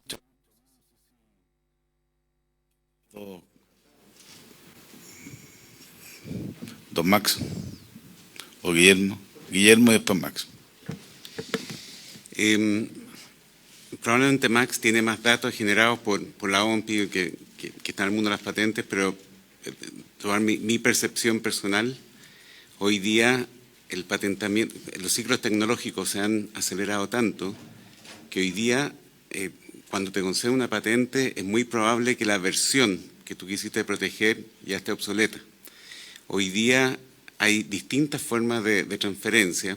El binomio tradicional de patentar y licenciar sigue siendo muy importante, pero hoy día, gracias a la inteligencia artificial y el mundo cloud, las empresas están vendiendo más resultados que tecnología. O sea, te procesan en el cloud y te generan un diálogo distinto. Y eso cada día pasa más, cada día no está pasando más. Y yo creo que China además es un portento económico, eso no se puede negar, pero me da la impresión que las patentes en Estados Unidos han ralentizado porque muchas empresas están optando por secreto. Lo que queremos, y ahí coincido plenamente con Carolina Torrealba, es que yo creo que el investigador, yo creo que el beneficiario tiene muchas más herramientas que el Estado, que una agencia, en determinar qué es lo que es mejor para aumentar las capacidades de éxito de su empresa base científica y tecnológica. Y es por eso que estoy de acuerdo con este concepto de dejemos a los agentes que operen en libertad, pero si no lo va a aprovechar, que pase lo antes posible a estos repositorios para generar bienes públicos. Y ahí yo creo que tengo una diferencia importante con Max, que quiere mantener esto en poder del Estado, de una agencia que haga los actos de transferencia. Gracias, Guillermo. Don Max. Muchas gracias, señor presidente. A ver, sobre el patentamiento de Estados Unidos no se ha ralentizado. Desde el 2010 hasta hoy día ha aumentado en casi un 20%, pasando de 433.500 solicitudes a 515.000. O sea, es enorme. Disparado, absolutamente disparado, y a nivel mundial sube 4 o 5%. Entonces, quiero desmitificar esto de que el sistema de patentes está quedando obsoleto. Eso no es así, es absolutamente falso. Suben las marcas, suben las patentes, suben los modelos de utilidad, suben los diseños industriales. Ahora, el crecimiento de China ha sido exorbitante. O sea, concentra hoy día 46% de las solicitudes de patentes y, por lo tanto, ha distorsionado todas las cifras, incluidas las nuestras y las de Latinoamérica, que no han disminuido, suben muy lento, eso sí, pero hemos pasado en muy poquitos años de tener un 7% de las marcas, teniendo un 7% de la población y un 7% del PIB, a tener un 4%. Y esto es el factor China solamente. Pero aumentan en China, aumentan en Japón, en Corea, en Alemania, en Francia, Reino Unido, etc. Entonces, como bien dijo la subsecretaria, la exsubsecretaria, no son incompatibles los sistemas de patentes y de ciencia abierta.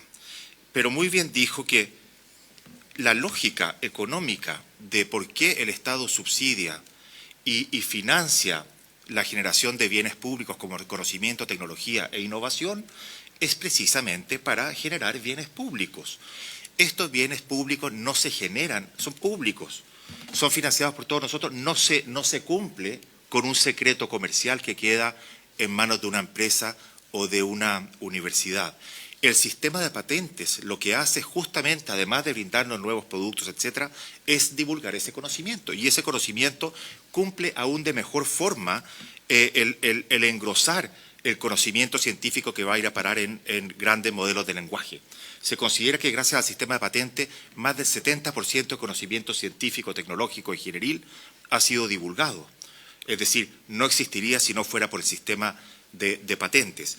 Si es que en la pandemia se probó, con lo que no estoy de acuerdo, de que lo que más se utilizó fueron las bases de datos de información de papers o de ciencia abierta, la razón es muy simple. Es porque las patentes se vienen a publicar 18 meses después de la solicitud. Pero el sistema funcionó afortunadamente gracias a que son, uno, todas las vacunas financiadas con fondos públicos y, segundo, fueron a parar a solicitudes de patentes. Todas. Ahora, quiero hacer un comentario sobre la presentación que me siguió.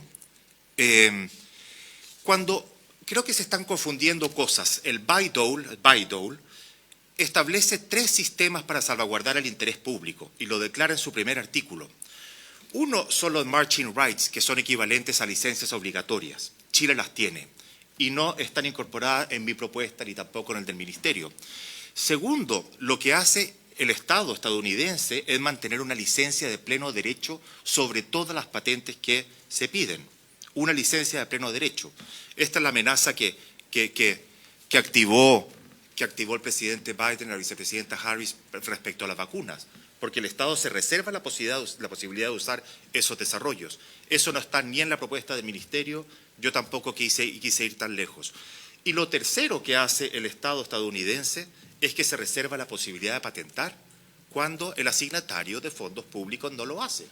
Sea una universidad pública, como el sistema de UC, que es el mayor patentador, la universidad que más patenta en el mundo público, o sea Berkeley, por ejemplo, del sistema de UC, o sea Stanford, que es una universidad privada. Se reserva la posibilidad de hacerlo.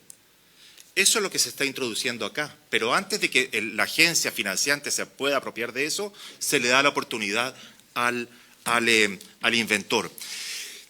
Segundo, no es correcto de que el Estado estadounidense no tiene la capacidad de utilizar y de gestionar propiedad intelectual, porque no lo hace a través de los marching rights, que efectivamente nunca ha hecho uso de ellos, pero sí lo hace generando mucha I+D+I en el sector público.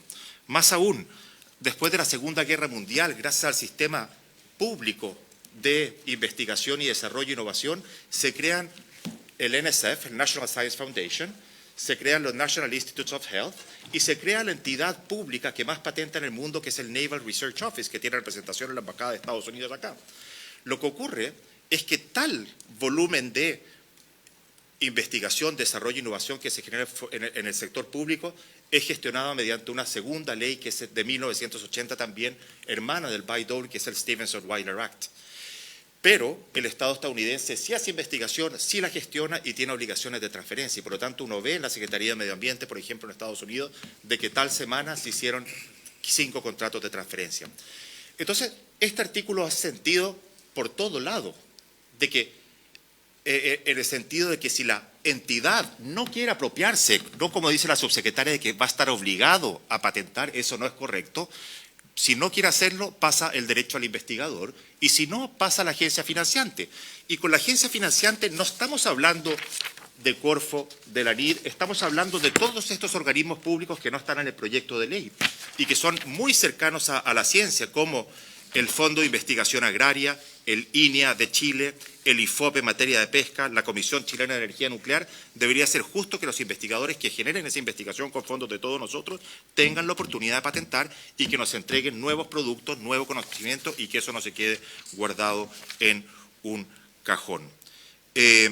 Patentar no es caro, eso no es correcto, eso es un mito que viene desde hace 15 o 20 años, vale unos $1.200 solicitar una patente en INAPI y que queda bloqueada durante 2 años y medio, 30 meses producto del Tratado de Cooperación en materia de patentes y se considera presentado en 157 países. La Universidad Andrés Bello va a tener 2 años y medio para decidir si es que persiste con la solicitud de patente en 15, 50, 70 países y si es que no tiene viabilidad comercial, bueno, no lo hace. Son $1.200 o $1.300. Eso, señor presidente. A ver, para terminar, yo soy una consulta y después el senador Chaguán. Muy breve. Yo tengo una especialización como abogado en la OMPI y por tanto algún conocimiento tengo en la materia. Entonces me gustaría saber cómo finalmente los arreglos de Estraburgo, Locarno y Niza, y particularmente el Acuerdo de Viena que nosotros aprobamos en la Comisión de Relaciones Exteriores y finalmente el Senado lo despachó, ¿tienen algún impacto desde el punto de vista, a juicio de ustedes, no solamente porque nos estandariza con el resto de los países, aun cuando estábamos usando el estándar sin reconocimiento oficial, pero ¿cómo se ve para adelante? ¿Esto va a tener impacto en el proyecto que estamos tratando o ninguno? A ver, espera. Perdón. Yo quiero sumar una pregunta distinta para una última intervención de cada uno porque estamos completamente superados. ¿Es esperable que, más allá del costo que el sistema de patentes pueda evolucionar en el mundo o es un dato que pareciera que quedó como instalada, porque a mí me sorprende, mirando, yo no soy experto como el senador Chaguán, digamos, pero sí veo que todo cambia a una velocidad, y en eso me hace sentido, digamos, decir, este es demasiado rápido como para esperar. Entonces, no sé, no entiendo si eso también no va a ser un tema que va a evolucionar muy rápidamente para adelante. Es una consulta. Ya, voy a pedirle a don Max, a don Guillermo y después a Carolina por si quiere hacer algún comentario y cerramos por hoy día y espero que votemos la próxima semana, ministro. Muchas gracias, señor presidente. El señor Chaguán conoce muy bien a la OMPI y muy bien el sistema. Recuerdo que en mi periodo en INAPI tuvo la oportunidad de viajar a Ginebra y conocer cómo funciona el sistema realmente. Los 4 tratados que usted menciona, senador, no van a tener ningún impacto en este proyecto, ni tampoco en la ley. Chile efectivamente son simplemente 4 sistemas de clasificación de patentes, diseños, marcas y elementos figurativos de marca, es decir, cómo las oficinas y los usuarios clasifican una patente, por ejemplo, cuando yo solicito una marca, en vez de hacerlo manualmente, como hoy día se hace con códigos, y se incorpora, por ejemplo, montañas verdes nevadas con cabritas pastando, eso es lo que viene a ordenar y eso se usa hoy día. Respecto a su pregunta, señor presidente, es muy difícil que el sistema de patentes cambie. El último gran cambio que se dio fue en 1994, con la creación de la OMC y junto con ella, después de la ronda de Uruguay, con el Acuerdo de Marrakech, y después de ella, y junto con ello se creó el gran Acuerdo de Propiedad Intelectual, el ATPIC o TRIPS, y que cambió todo el sistema de patentes. Pero los cambios hoy día van en más bien en temas de clasificación, en temas de armonización técnica o tecnológica, en el sistema del PST, nos ponemos de acuerdo en cómo se presentan las patentes, cuántas palabras tiene que tener un título o un resumen de la patente, pero en materia sustantiva no. Se trató de hacer ese esfuerzo después del nacimiento de la OMC y del ATPIC y se llegó a un borrador de tratado sustantivo sobre el derecho de patentes y fue tal la pelea que el Comité Mundial de Patentes se paralizó por 3 años y me tocó reactivarlo a mí. Me eligieron como presidente del comité y no se persistió en negociar un tratado por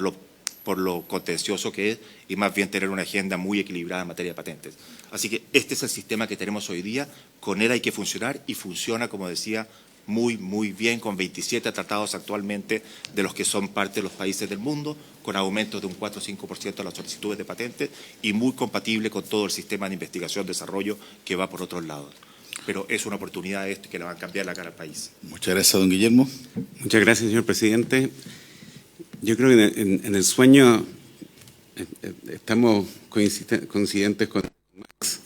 Nos encantaría tener un NSF o tener mucho más fondos dedicados a esto. Nos encantaría tener una agencia robusta y potente para invertir miles de millones de dólares en esto, pero yo creo que no estamos en esa situación. Y sí, en cambio, Chile es conocido por hacer mucho con muy poco. Y yo creo que hay que reforzar el concepto de los que innovan no son las empresas, el Estado no innova, lo que innova son las personas. Y yo creo que hay que apostar a las personas que generen esta empresa de base científica y tecnológica. Los investigadores chilenos tienen grandes resultados a nivel de papers, son grandes generadores de puntos que esperamos con esta ley puedan generar las líneas y los trazos que unan esos puntos con el sector privado.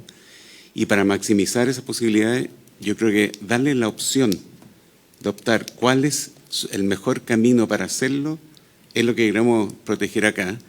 Y sí, es cierto que las patentes es una forma perfecta de transferencia, pero generar monopolios por 20 años es un periodo muy largo en los ciclos tecnológicos actuales. Ojalá generemos incentivos para que esa información llegue lo antes posible al dominio público y efectivamente tratar de apostar por democratizar esto de la forma más posible. Los proyectos buenos nacen y avanzan sin protección del Estado.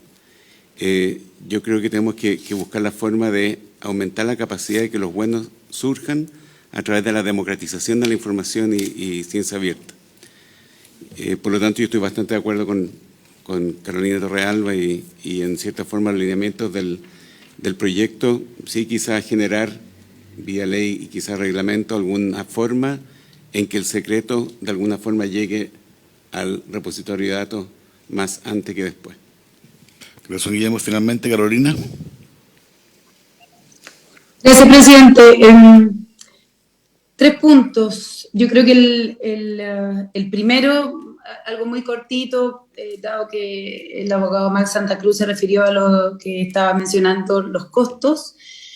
Obviamente que no me refiero solamente a los costos de INAPI, sino que los que incurrimos contratando oficinas de abogados externas, los equipos internos, el costo de las patentes internacionales, que es algo que nos interesa porque ellas tienen que ver con las tecnologías que mayoritariamente pensamos que pueden transferirse, ¿no?, a buen nivel. Entonces eso, por supuesto, que da un costo por lo menos 5 o 6 veces más que la que mencionó, y eso es algo que lo hablo con bastante certidumbre porque me toca día a día, ¿no? Lo segundo, que eso era un detalle para aclarar, que no me refería solamente al costo de patentamiento, sino que todo lo que implica, y particularmente los equipos internos.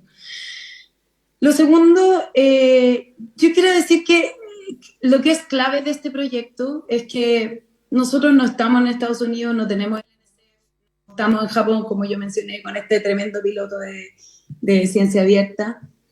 Es clave que recuerdemos la simplicidad. O sea, nuestro sistema no está funcionando a la perfección, ¿ya? Tenemos agencias públicas que están muy demandadas, tenemos instituciones educacionales, como ustedes lo saben, muchas de ellas con varios problemas de gestión.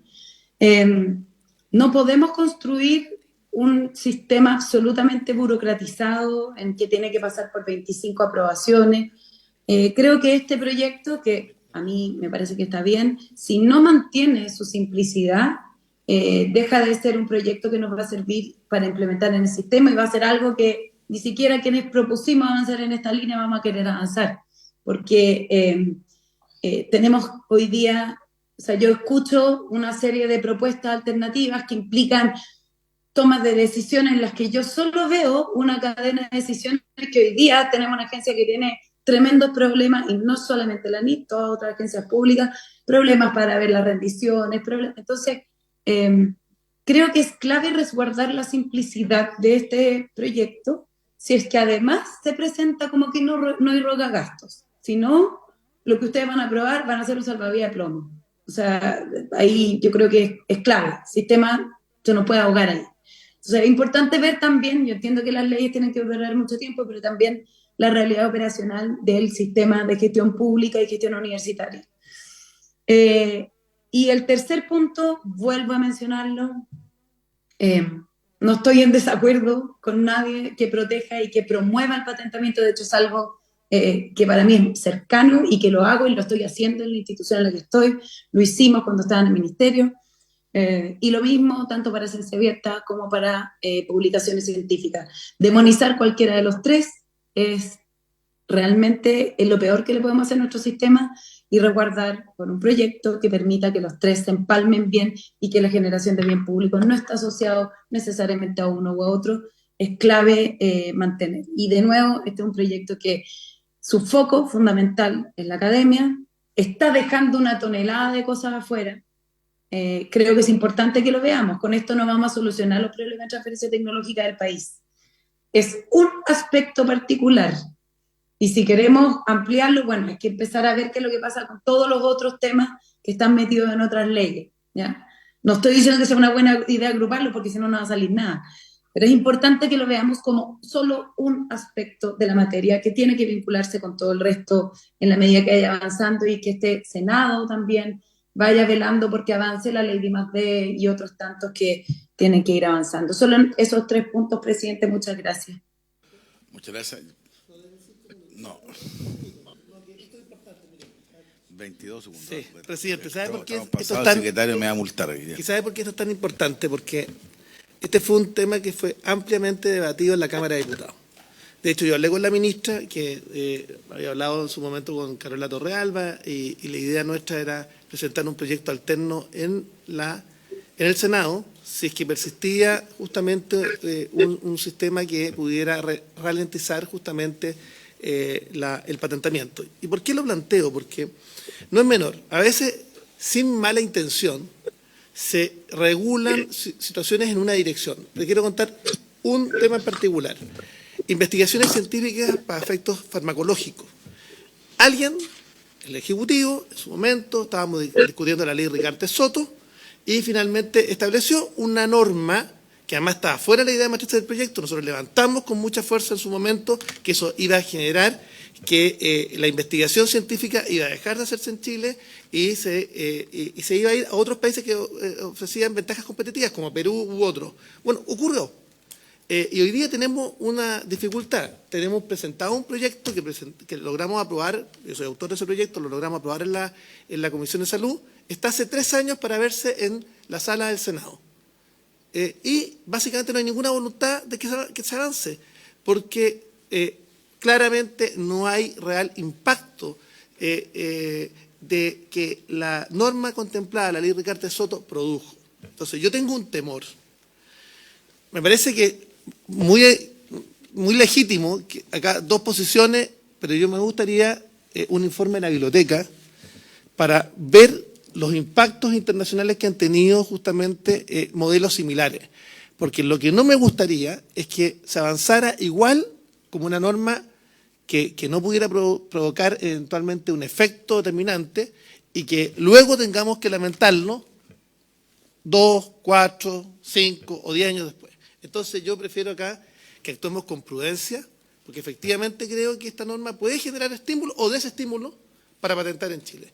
Y yo creo que por ahí va el camino del país, en establecer mecanismos de agregación de valor, en avanzar en innovación, ciencia, tecnología. Entonces yo de verdad creo que esta es una norma no menor. Yo acá prefiero tener mucha información antes de legislar, y en ese contexto yo le pido al presidente que pidamos un informe de la Biblioteca del Congreso Nacional para ver legislación comparada, efectos respecto a los sistemas de patentes, y en definitiva tengamos capacidad de visualizar a lo menos los efectos respecto a la materia, porque de lo contrario podemos enfrentarnos a lo mismo que hoy día estamos lamentando en materia de investigación científica para efectos farmacológicos, y donde laboratorios que hacían investigación científica en Chile se están yendo porque prefieren hacerlo en un país que tenga menos trabas o aseguramiento, no por 30 años, lo que hace imposible determinar justamente la carga de la investigación científica en el país. Presidente, si le parece. Gracias. Igual recordemos que esto lo hemos visto, digamos, 4 sesiones viéndolo, digamos, le hemos metido la mayor interés, cuál se puede solicitar, pero yo quiero que lo votemos. Estamos en general, ¿eh? Por muchas de estas discusiones, el artículo 8, 9, el 11, el 14, son justamente sujetos a indicaciones y esa es parte del tema. Pero yo intuyo que al final hay una idea de que aquí hay que generar una decisión, vamos a ver cuál sea, digamos, y eso lo veremos en su momento. Así que igual se va a solicitar el informe, pero vamos a ver en particular. Sí, la analista en todo caso está ahí oyendo atentamente, digamos. Y muchas gracias también a toda la gente de Transparencia por haberse cumplido como objeto de la sesión. Se levanta.